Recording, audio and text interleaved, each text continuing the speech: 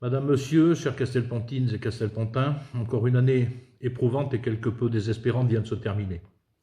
Et comme l'an dernier, nous ne pouvons hélas vous réunir pour la cérémonie des vœux. Comme celle de 2020, cette année 2021 a marqué nos esprits tant la crise sanitaire a mis à mal la vie économique et les habitudes sociales de notre commune, de notre pays et au final de toute la planète. Des décisions lourdes ont dû être prises, en France comme dans la plupart des pays du monde. Notre système hospitalier a réussi à tenir et continue à le faire avec un personnel extraordinaire et qui peut encore et doit encore aujourd'hui être remercié.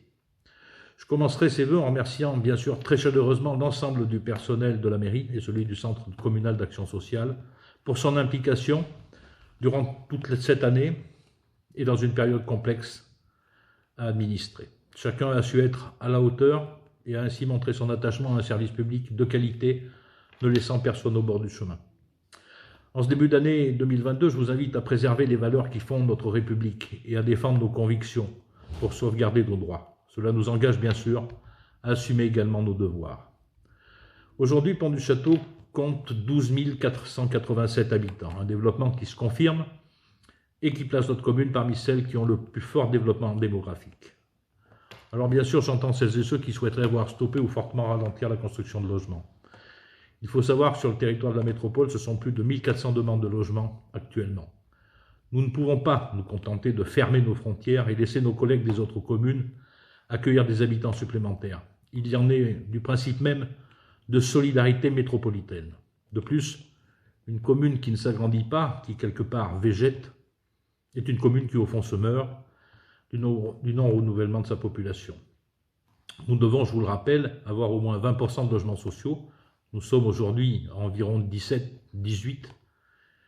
Pour autant, ce pourcentage il est de 25 à Landes, 26 à Olna, 26 à Gerzat, et 36 à Olna. Il n'y a pourtant pas plus de problèmes dans ces communes que dans la nôtre. Construire des logements, ça ne veut pas dire faire n'importe quoi ou laisser faire n'importe quoi. Nous veillons à la qualité des constructions, aux places de parking qui doivent être suffisantes à l'environnement et au cadre de vie, avec des aménagements paysagers, des plantations. Il est donc très important d'avoir des discussions avec les constructeurs afin d'obtenir plus que ne le permet le plan local d'urbanisme. Nous devons aussi préserver nos terres agricoles et donc densifier autant que faire se peut tout en développant, je viens de le dire, le mieux vivre. C'est important. Nos agriculteurs ont plus que jamais toute leur place sur le territoire de notre commune.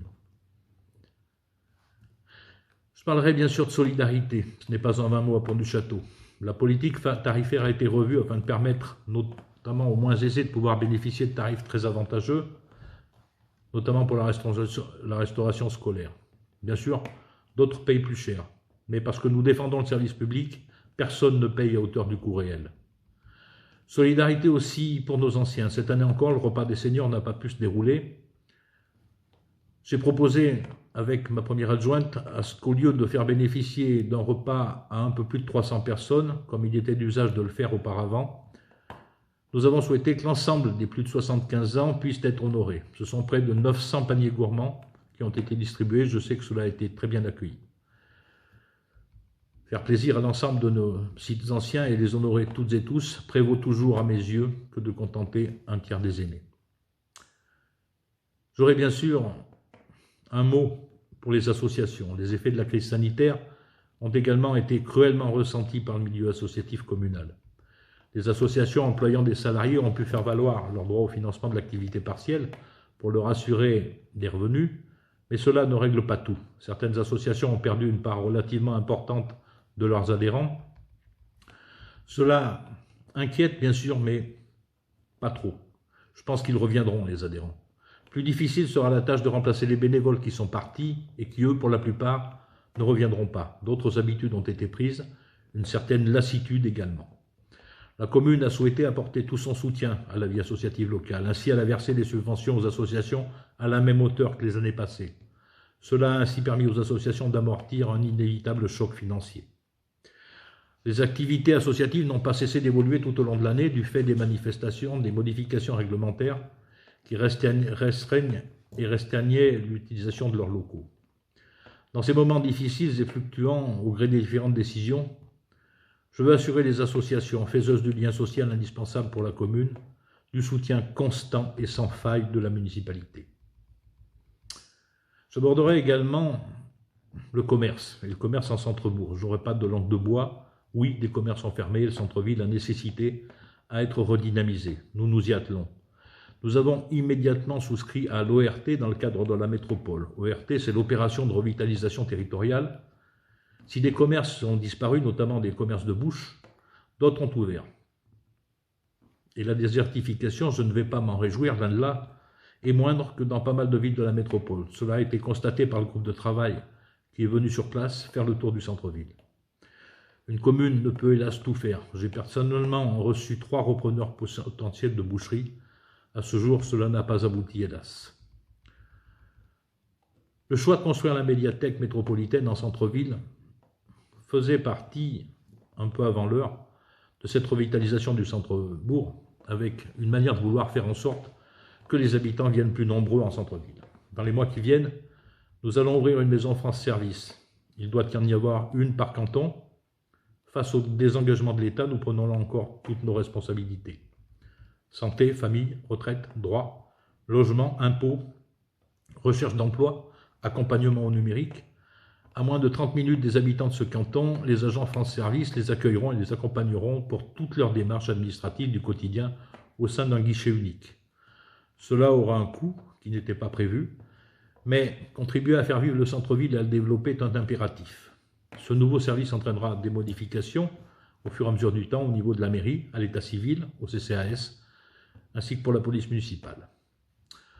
Nous profiterons très certainement de ces aménagements pour repenser l'environnement de la mairie, le verdissement, l'aménagement d'un continuum éventuellement vers la place Cattier.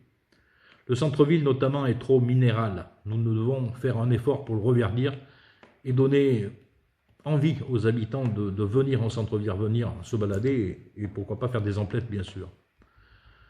Ce développement du centre ancien devra passer aussi par la réhabilitation de l'habitat. Il faut plus d'habitants en centre-ville si on veut que nos commerces vivent. Tout cela contribuera à terme, je l'espère, à faire travailler nos commerçants du bourg et à avoir l'installation de nouveaux. Nous installerons, et j'en parlerai tout à l'heure, grâce à la métropole, une borne de recharge pour les véhicules électriques. Elle sera installée place Matigny en centre-ville, là encore pour appuyer la revitalisation du bourg. Un mot sur nos écoles.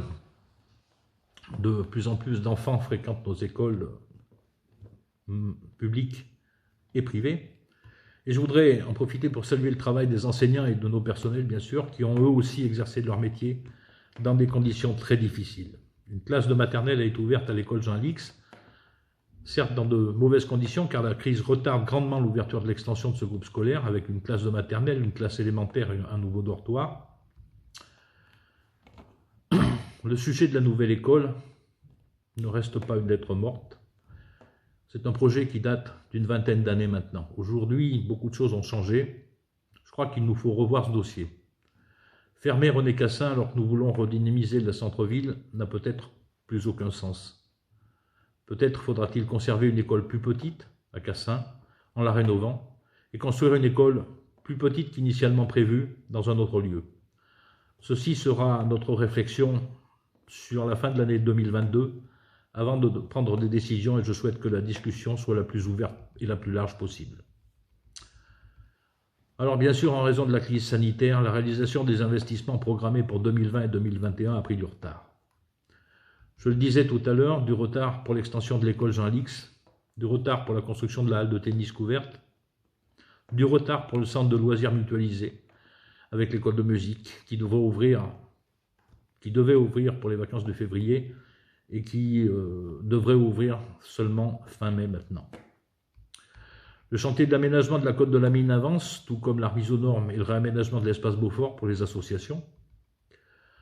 Au regard de l'état des voiries, en 2021, nous avons, avec Clermont-Auvergne Métropole, mis un coup d'accélérateur. Avec la fin de la rue Paul Doumer, la reprise de chaussée avenue Roger Prat, côte Fontaine-Ballet. Nous avons refait la partie ouest du chemin du Chambon et la route d'Orion entre les feux du centre-ville et l'intersection avec la rue du Vivier. De nombreux passages piétons ont été mis aux normes PMR.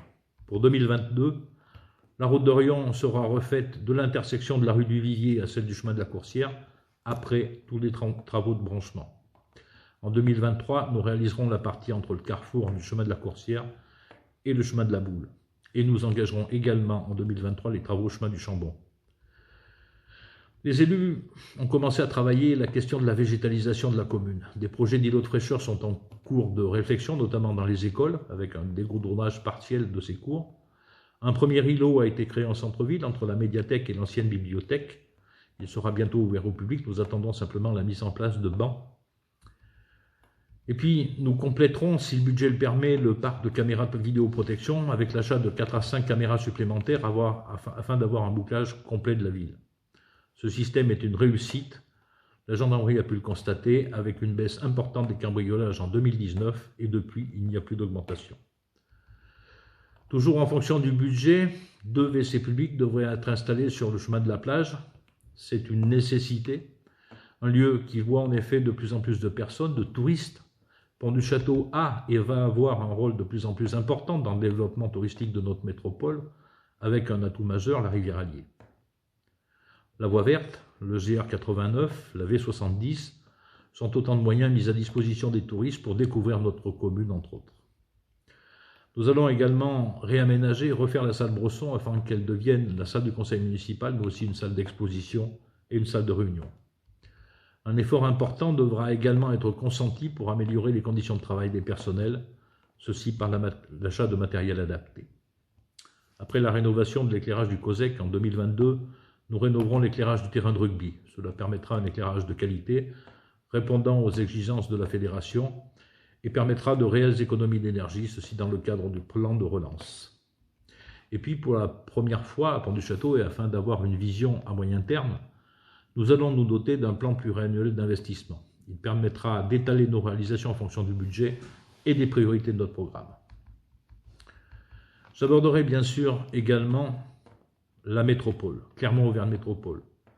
Clermont-Auvergne Métropole, eh bien, c'est grâce à cette métropole que nous avons eu cette magnifique médiathèque qui est implantée en centre-ville.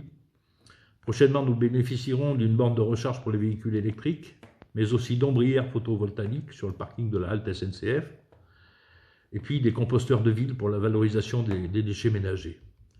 La métropole, c'est aussi désormais des bus le dimanche sur la ligne 36, avec en septembre un bus supplémentaire le matin au départ de la commune. C'est la gratuité du bus et du tram les week-ends sur l'ensemble du réseau. Ce sera également prochainement le réaménagement total de notre déchetterie et la réalisation sur 2022 de 2 voies cyclables. Une fera la liaison Pont-du-Château-Land et l'autre reliera Aulnat à notre commune. Une métropole au service de ses habitants avec plus de 85 millions d'euros d'investissement par an sur les 12 prochaines années. J'aurai également un mot pour féliciter et surtout remercier le travail de nos pompiers.